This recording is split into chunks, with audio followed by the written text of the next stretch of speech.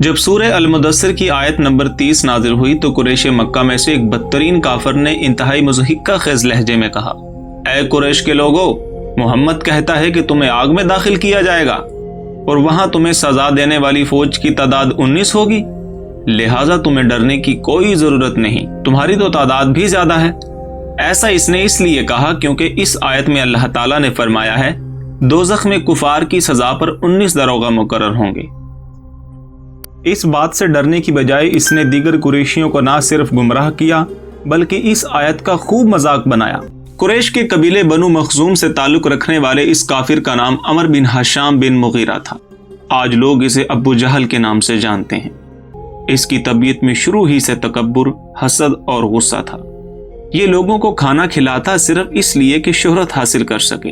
لوگوں کے منہ سے اپنی تعریفیں سن کر یہ بہت خوش ہوتا۔ مجالس قریش میں عمر بن حشام کی کنیت ابو الحاکم تھی، مطلب علم و حکمت والا۔ یہ صرف 30 سال کی عمر میں قریشیوں کی مجلس اعلیٰ کا رکن بنا، حالانکہ دارالندوہ کا رکن بننے کے لیے کم از کم 40 سال کی عمر درکار ہوتی تھی۔ مورخین لکھتے ہیں کہ ابھی ابو جہل کی مونچھیں بھی نہیں نکلی تھی کہ قبیلہ بنو مخزوم نے اسے اپنا سردار بنا لیا۔ لیکن ظہور اسلام کے بعد اس کی یہ کنیت ابو الحاکم سے ابو جہل میں تبدیل ہو گئی۔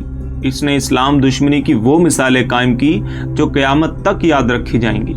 یہ اسلام کا اتنا بڑا دشمن بنا کہ خود حضرت عبداللہ ابن مسعود فرماتے ہیں کہ قریش اور ان کے حلیفوں میں اللہ اور اس کے رسول کا کافروں کے سرداروں کے سردار ابو جہل بن حشام سے بڑھ کر کوئی دشمن نہیں تھا۔ پہلے تو یہ دیگر قریشیوں کے ساتھ مل کر رسول اللہ کے چچا ابو طالب کے پاس آیا اور کہا، اے ابو طالب، اپنے بھتیجے کو اس نئے دین کی تبلیغ سے روک دو ورنہ ہمیں اچھی طرح روکنا آتا ہے۔ مشرکین مکہ کئی بار ابو طالب کے پاس گئے اور انہوں نے یہ تک کہا، اے ابو طالب، اپنے بھتیجے سے کہہ دیں اسے جو کچھ چاہیے ہم دیں گے، دولت، رتبہ، سب کچھ، مگر وہ اس نئے دین کی تبلیغ سے باز رہے۔ مگر آپ صلی اللہ علیہ وسلم کو جب پتہ چلا تو آپ صلی اللہ علیہ وسلم نے فرمایا، چچا آپ ان لوگوں سے کہہ دیں اگر یہ لوگ میرے دائیں ہاتھ پر سورج اور بائیں ہاتھ پر چاند بھی رکھ دیں تب بھی میں اس دین کی تبلیغ سے باز نہیں آؤں گا۔ آپ صلی اللہ علیہ وسلم نے اسلام کی تبلیغ جاری رکھی اور آہستہ آہستہ لوگ اسلام میں داخل ہونے لگے۔ کئی قریشی سرداروں کے قریبی رشتہ داروں نے اسلام بھی قبول کیا، جن میں خود ابو جہل کا بھائی عیاش ابن ربیعہ بھی مسلمان ہوا۔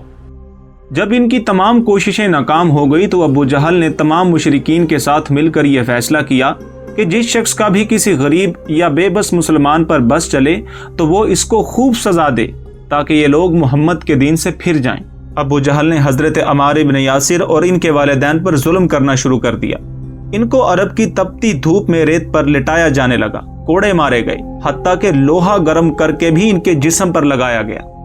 جب لوہا گرم کر کے ابو جہل حضرت عمار بن یاسر کے جسم پر لگاتا تو ان سے کہتا، بلاؤ اب اپنے خدا کو کہ وہ تم کو اس عذاب سے نجات دلا دے۔ محمد جس جہنم کا نام لیتا ہے اس کی تپش زیادہ ہے یا اس آگ کی؟ اور اس نے حضرت عمار بن یاسر کی آنکھوں کے سامنے ان کی والدہ کو برچھی مار کر شہید کر دیا، اور یوں حضرت سمیہ رضی اللہ عنہا اسلام کی پہلی شہید خاتون بنی۔ ناظرین، ہم نے یہ ڈیٹا بہت سی اسلامی کتب، تفاسیر اور دیگر جگہ سے حاصل کیا ہے اور کوشش کی ہے کہ آپ تک صحیح اور اتھینٹک معلومات پہنچا سکیں۔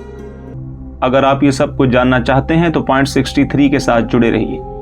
چینل پر نئے ہیں تو سبسکرائب کر کے نیچے بیل آئیکن کو پریس کر لیجئے اور ویڈیو کو لائک اور شیئر کرنا مت بھولیے۔